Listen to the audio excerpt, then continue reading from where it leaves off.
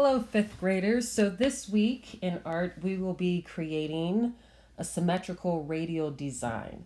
And a radial design rotates around the center of a circle using symmetry along the lines of symmetry on the axis.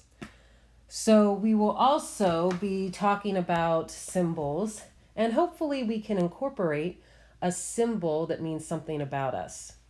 So do you know what the difference between a symbol and an image is? An image is merely a pictorial representation of something.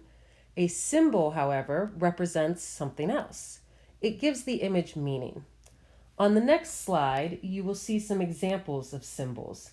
See how many you can guess before going on to the next slide. So go ahead and pause your video, grab a piece of paper, or if you choose to just do it in your head, that's fine too, and see how many of these symbols that you know.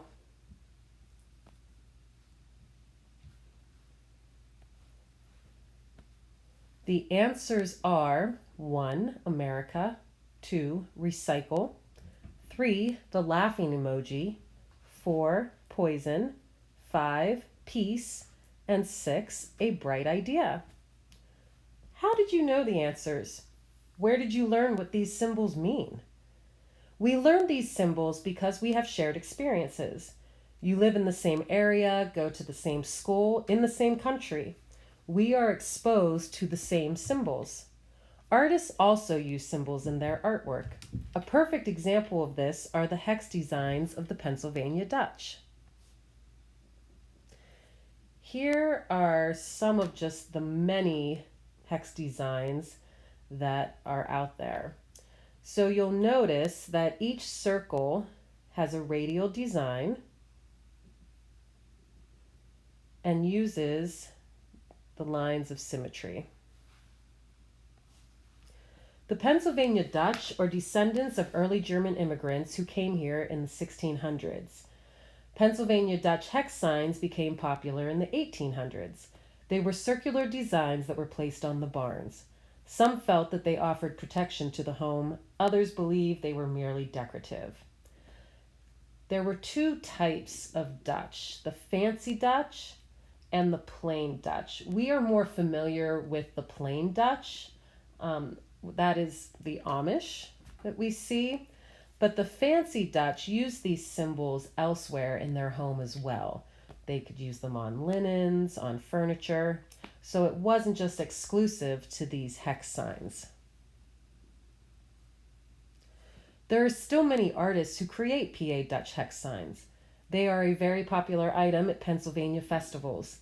An artist must use symmetry and math to figure out their design. Can you think about some tools that we could use in the art room to help us create these designs?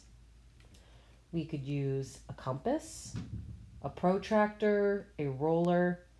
You could create a stencil that you could use to have the exact same image multiple times. The center of the design is the focal point. A focal point is the point of interest. It's what captures your attention first. Many of the designs also have a pattern around the border that encloses the images.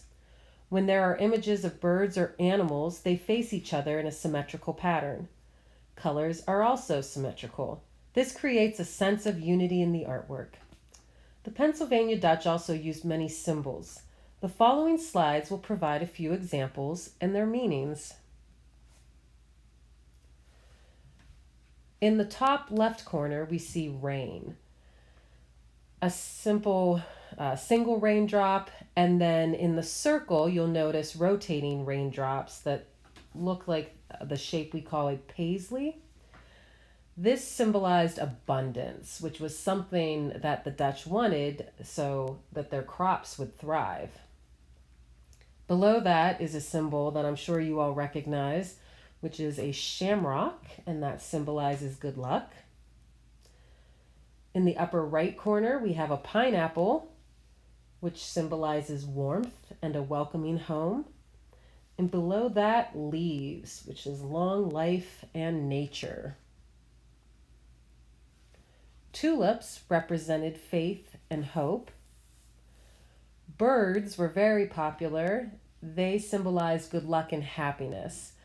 Depending on the different types of birds, the meaning could vary a little bit. There's the bluebird of happiness. I'm sure that you've all seen a dove used to represent peace. Stars symbolized luck and protection. We traditionally use the 5-point star, but they had many different varieties. Scallops and wavy lines, these were usually found around the border, looked similar to waves, so they represented smooth sailing in life. There are many beautiful Pennsylvania Dutch hex signs. The next few slides will show some examples. Is there a particular sign that stands out to you? What is it about the design that appeals to you? So in these two designs, do you recognize any of the symbols that we looked at? You'll notice that the circle on the left has the scalloped border that meant smooth sailing. There are leaves. Both have a star in the middle, and then tulips.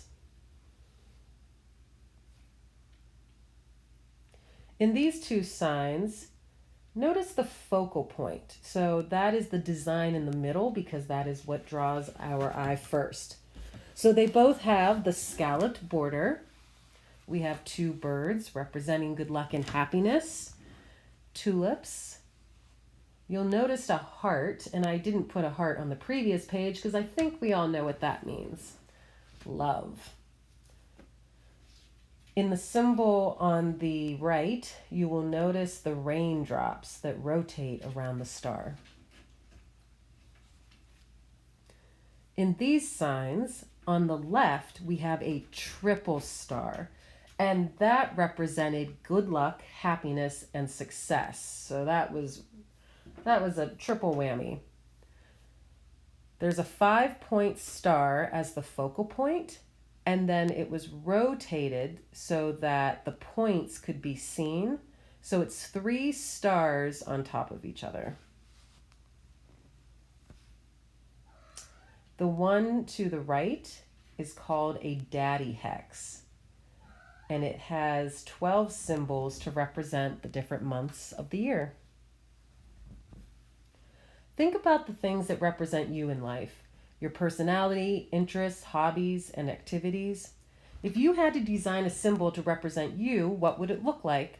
For example, I often use the head of a cat because I love animals. Create a symbol for yourself, bring it in and show me, Miss Hickman and Mrs. Walsh. We would love to see it and learn more about what makes you, you. You can also incorporate it into your design. When you get to school, I'll show you how. Have a good day, everyone.